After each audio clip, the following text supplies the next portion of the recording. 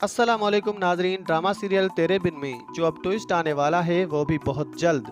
मीरब अब बहुत जल्द बदलने वाली है क्योंकि मुर्तसम की सारी कुर्बानियाँ, सारी मोहब्बत खालसतन मीरब के लिए हैं। इतना तक कि मुश्किल की घड़ी में जब एक्सीडेंट होने लगा तो वो खुद मीरब के आगे आकर मीरब की जान बचाने लगा और खुद की जान खतरे में डाल देता है। अब यहाँ माँ बेगम के हुक्म की वजह से मीरब को यहाँ से चलता किया गया।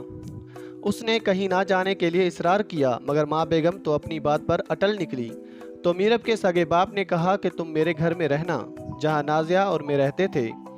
माँ बेगम के हुक्म की वजह से मीरब उस घर से तो जा रही है मगर जाते जाते हया उसे तंज ज़रूर मारती है। तो मीरब भी उसे साफ जतला देती है कि उसी ने मेरी जान बचाई है। बस इस हया को इसी का तो दुख है क्योंकि वो उसमें दिलचस्पी ले रहा है, क्यों वो इससे मोहब्बत करता है। अब मीरब का ये सवाल ही बन के रह गया जो वो खुद भी नहीं जानती। खैर जानती तो वो बहुत पहले से है कि मुर्तसिम उससे मोहब्बत करता है मगर एक्सेप्ट क्यों नहीं करती। खैर अब माँ बेगम के हुक्म से मीरब उस घर से चली गई, जबकि दूसरी जानब कुछ वक्त बीतने के बाद आखिरकार मुर्तसिम को होश आ ही जाता है।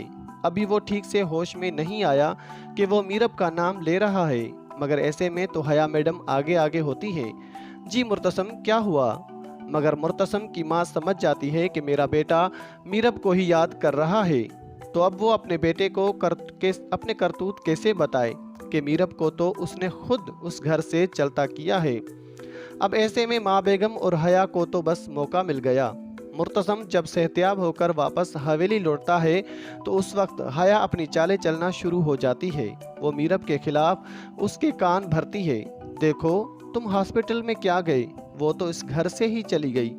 और इतना तक कि आज उसे मालूम था कि तुमने घर वापस आना है तो फिर भी नहीं आई, तो इसलिए अब बस तुम छोड़ दो मीरब को।